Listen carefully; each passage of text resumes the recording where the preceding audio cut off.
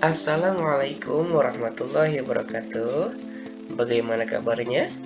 Semoga semuanya selalu dalam keadaan sehat. Alhamdulillah kita bisa bertemu lagi di mata pelajaran yang sama dalam kelas yang berbeda. Nah, di IPS untuk kelas 8 ini kita akan belajar sebanyak 2 bab ya.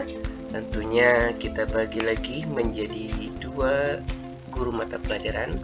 Nah, kita akan mulai belajar di bab 2 ya. Bab 2 itu tentang apa? Iya, tentang pengaruh interaksi sosial terhadap kehidupan sosial dan kebangsaan. Sebelum kita mulai pembelajarannya, kita harus tahu dulu apa?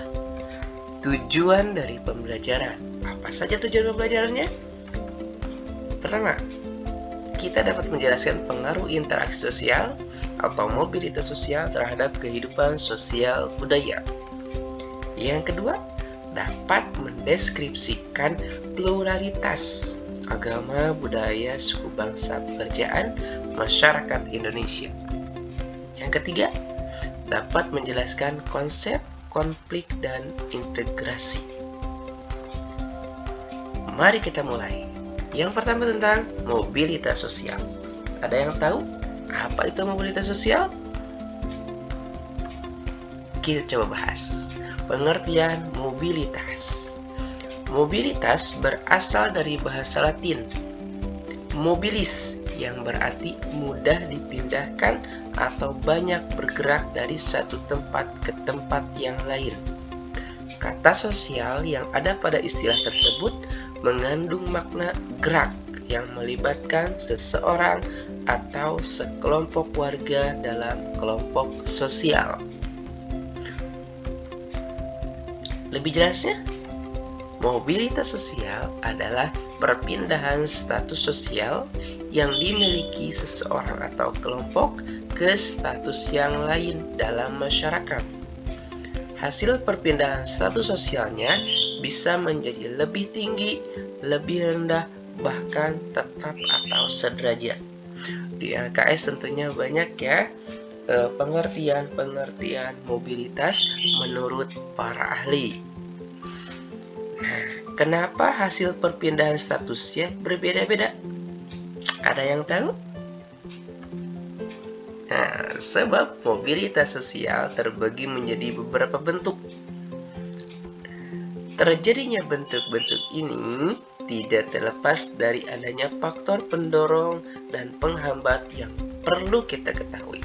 Ternyata, perpindahan status ini berbeda-beda itu disebabkan adanya faktor pendorong dan penghambat.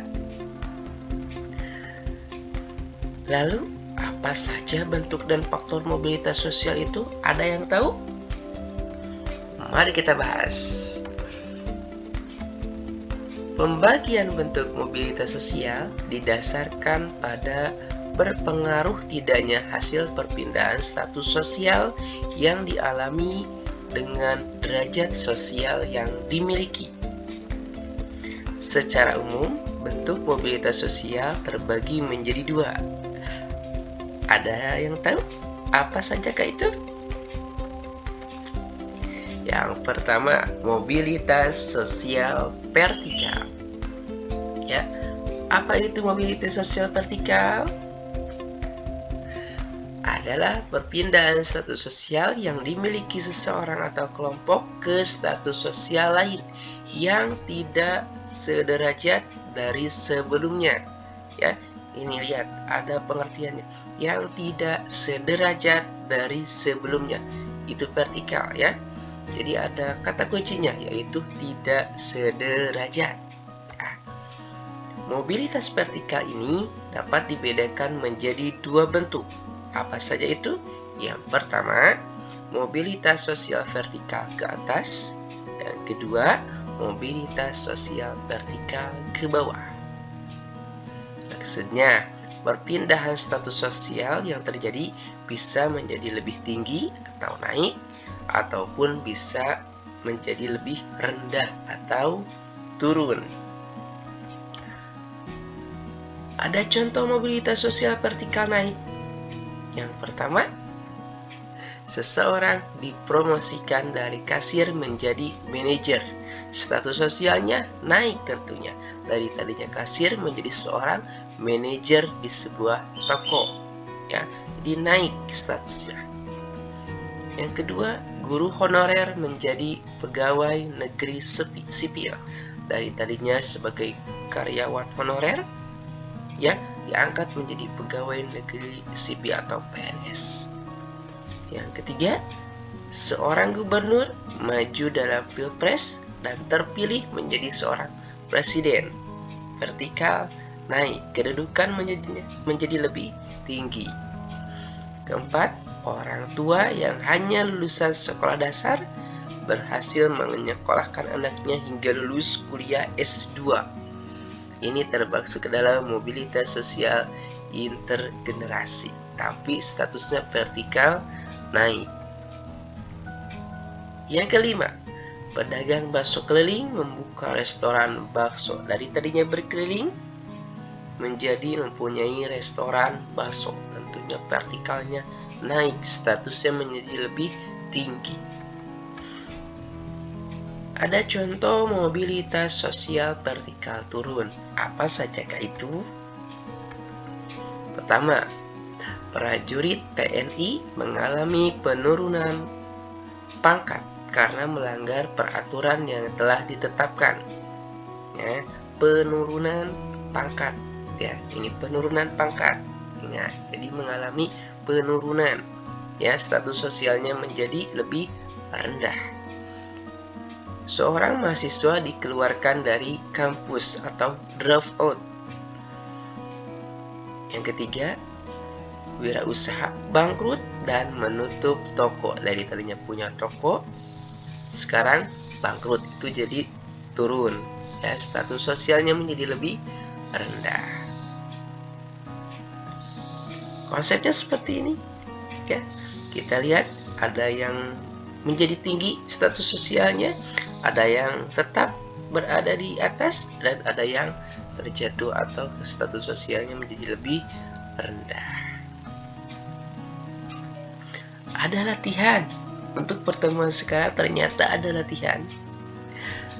Yang pertama, dalam mobilitas vertikal tentunya ada unsur sosial yang dapat berpengaruh di dalamnya. Nah, coba kalian sebutkan dan jelaskan unsur-unsur sosial tersebut. Sebutkan dan jelaskan unsur-unsur sosial tersebut. Yang kedua, setiap perilaku kehidupan tentunya mempunyai ciri-ciri yang menyertainya. Tidak terkecuali mobilitas sosial vertikal. Coba kalian jelaskan ciri-ciri dari mobilitas sosial vertikal. Jelaskan ciri-ciri dari mobilitas sosial vertikal. Yang ketiga, mobilitas sosial vertikal tidak begitu saja terjadi pada seseorang atau kelompok. Ya, tentu ada penyebabnya. Nah, kalian coba jelaskan penyebab dari masing-masing jenis mobilitas sosial vertikal. Tadi dijelaskan ada 2 jenis, vertikal naik, vertikal turun. Coba kalian jelaskan masing-masing penyebab dari 2 jenis mobilitas sosial vertikal tersebut. Terima kasih untuk pertemuan kali ini. Dikerjakan tugasnya. Semoga kalian selalu dalam keadaan sehat ya. Sampai jumpa di pembelajaran berikutnya. Assalamualaikum warahmatullahi wabarakatuh.